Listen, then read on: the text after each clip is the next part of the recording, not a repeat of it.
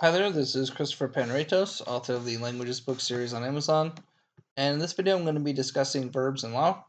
So Lao verbs have three characteristics. They've got mood, they've got tense, and they've got aspect. And I just want to go over a couple example sentences to show how to choose the, well, not the correct spelling, but how to construct compound verbs in Lao that are, approximate translations of English verbs. So I guess the first thing to mention is that Lao verbs they actually don't change spelling at all. So tense and aspect, those are going to be indicated by the addition of extra words or auxiliary verbs, as they're called. Um, and then in certain cases, maybe not even auxiliary verbs are added, and it's just by context that the tense or aspect is indicated. So, for example, we can look at this sentence here. We have in English, I went to the store. Our verb in English is the word went. And when we translate it into Lao, we just get the literal translation, I went store. And we want to focus in here on this Lao verb by. So, by is basically, it is the sort of main verb of kind of the equivalent of English's to go. It could be translated in the present tense as just I go to the store, but it also can basically double as like a past tense, because if you want to, you can simply interpret this as being a past tense verb. So that's why we have in our spelling table here, you can see that the main verb, our by, our to go verb, is always placed in the center here. And then depending on whether we're talking about the past, present, or future, and then sometimes the aspect. There's additional words, for example, this word, or this word, or this word, that indicates these different tenses or aspects.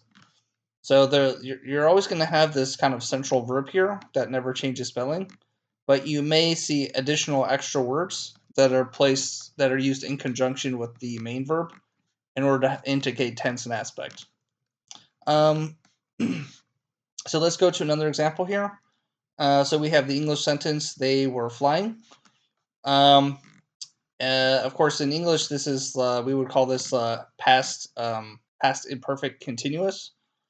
And it turns out that Lao does have a special word that helps indicate the continuous, also sometimes called the progressive aspect. And then we have our main verb. So I'll say here, here's our auxiliary verb, and then we have our main verb. So this main verb has the meaning of to fly, and it does not change spelling. So it can mean to fly, it can mean fly as present tense, it could mean flew maybe. And then we have this word gamlang, which essentially is equivalent to like the ing ending on an English verb. So that continuous aspect indicator. This is basically kind of like the formula for Lao verbs. You're either going to have just the main verb by itself, and then you could also have the main verb plus some auxiliary verb that would help indicate either tense or aspect. So this spelling table, yeah, I constructed it myself. I think if you look up, verbs, Lao verbs, they won't give you a spelling table because technically they don't exist. But you can imagine that Lao verb constructions do exist in a spelling table, because there are these kind of standard auxiliary verbs. For example, we have this word ja, which is often used to indicate the future tense. And we have this word lao, which often used to indicate either the past tense or the perfect aspect, something that's happened already in the past. Um, so that's it for Lao verb tenses or Lao verbs. As I mentioned, basically you could think of the main verb as never. It doesn't change spelling ever for any reason.